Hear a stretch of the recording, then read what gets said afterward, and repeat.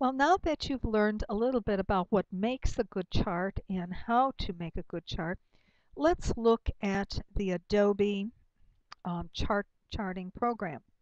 It is a powerful program and it's one of the best out there. And when you see these fancy charts and publications, this is what is used to do that. I'm going to close this for a minute so I can show you how I got that. So here you go to the column graph tool here and you pull out, and here are all the different charts that we talked about in the video. Here's the column chart, also known as a bar chart, a stack chart, which is also can be 100% chart. You have your bar chart that's on the side for long labels, and your stacked bar chart that's on vertical with long labels, and your line chart, your area chart for volume, your scatter chart for scientists and engineers, your pie chart, which shows parts of a whole, and your radar graph, which I've never used. Okay, I'm going to close that now and show you that under Object, we have a graph function too. And here you get up the type, and again, you see all of these options here. Now, you can start by going here, and this is the default, the graph options here, but you can change the value of your axis. And you say you don't want to start at 0, say you want to start at 100. You can also say that it's going to be by increments of 10 or 20 or 50. So this is where you do that. You can control the tick marks that you put on, whether they're short or full width or none. I always prefer none, especially if they're going to be viewing it. And you can say whether to draw something tick marks per division.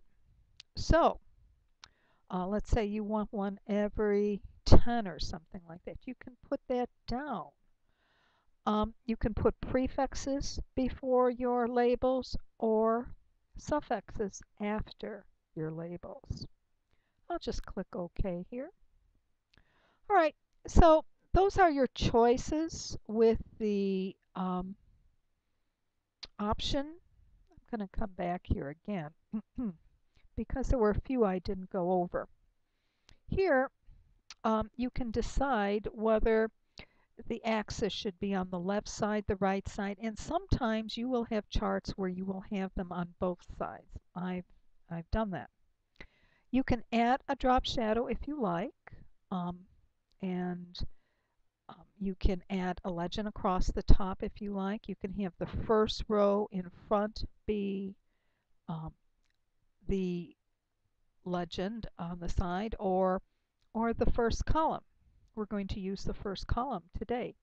You can also say how wide your bars are going to be and put in a percentage here. And also if you have cluster bars, you know, where you have more than one thing at a time, you will have that too. All right, so I'm going to go here to the column bar and just draw, and you do the same thing. Okay, so this is what comes up, and we're going to do a little bar chart called June rain. I mean summer rain, fall. And so we're going to start out with the days of the month, July. Oh, that's June, excuse me. Okay, and then we go down to July and August.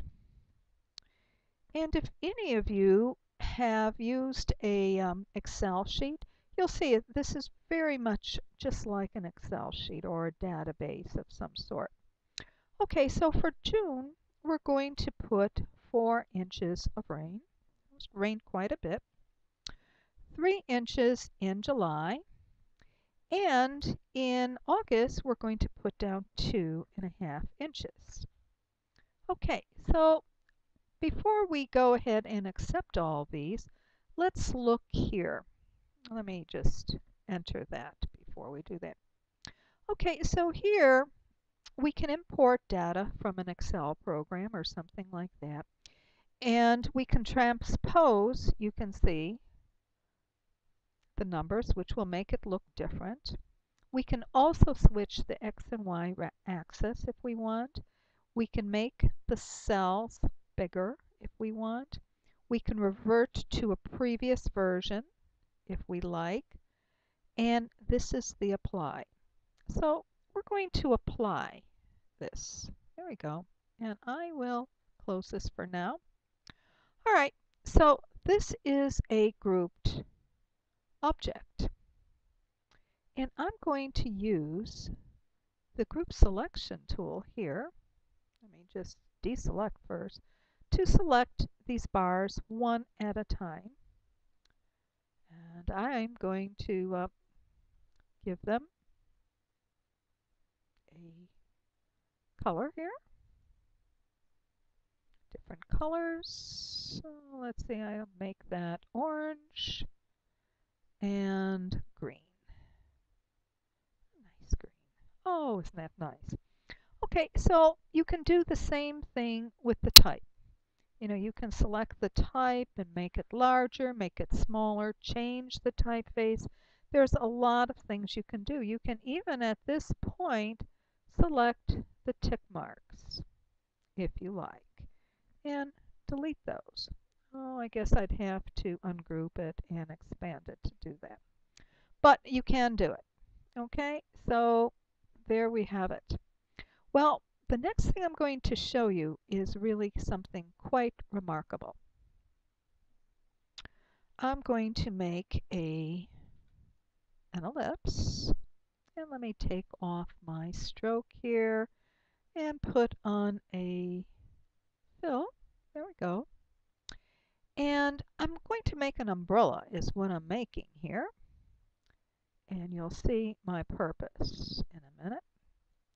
So I will put a rectangle in front of that and select the two of them and go to the Pathfinder.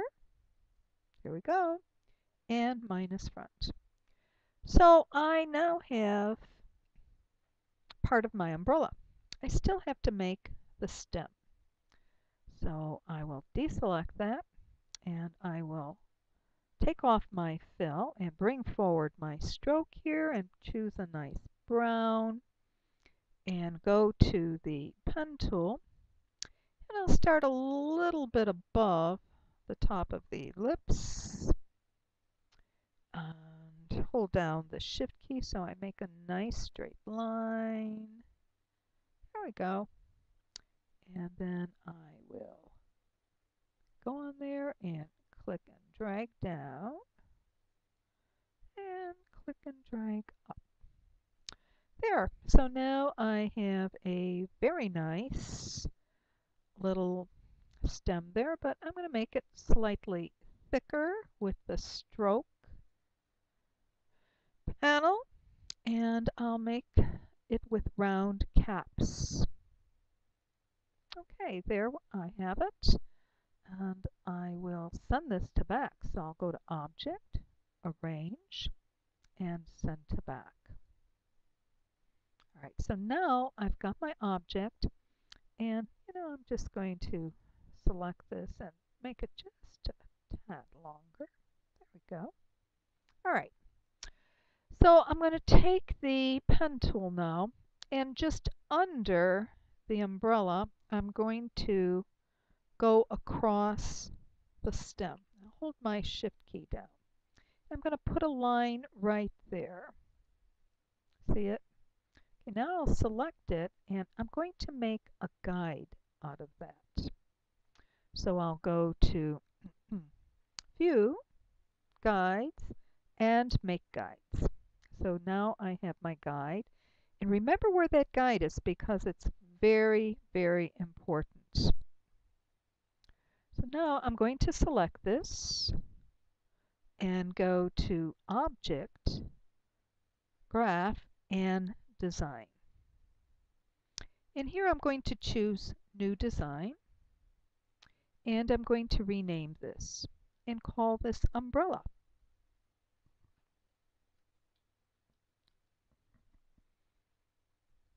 Okay, and say OK. So now I have this. I'm going to select the bar chart, go to Object, Graph, and Column.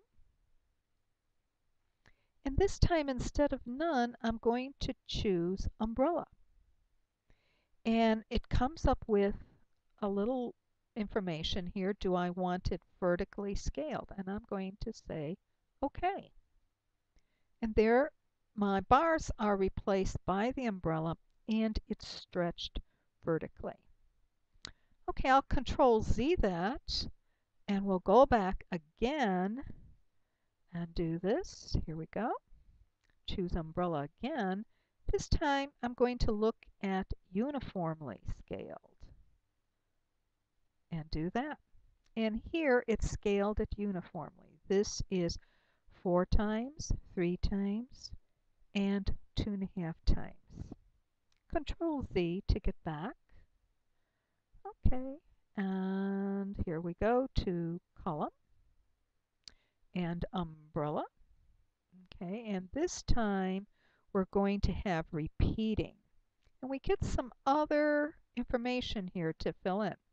So I want one umbrella for each, one design for each inch of rain. So I'll put down 1. And for the fraction, I'm going to let it scale the design. So there we have it. Isn't that cool? Look at that. 3, 4, and this did it 2.5. I'll Control Z that so that you can see and go back here to Object, Graph, and Column and choose Umbrella again and repeating. But this time I'll put in 1 unit. I'm going to say chop the design. Say OK. And here you see it chopped it right in half. Okay, now remember where we put this guideline because you're going to see what that is for. I'm going to Control Z this and go here to Object, Graph, and Column, and choose the umbrella and sliding this time. Wait till you see what happens. See, it slid it right where we put this line. Isn't that amazing? Okay, so for your assignment, I want you to make your own object. It could be a basketball, it could be a critter, it could be candies, it could be anything, a logo, and make your own design and your own graph doing that. And while you're at it, I want you to explore this too, because you can change the markers also. So go ahead, enjoy this. This is a fun assignment. Put it in your Dropbox after you're finished, and we'll be seeing you. Bye. Good luck.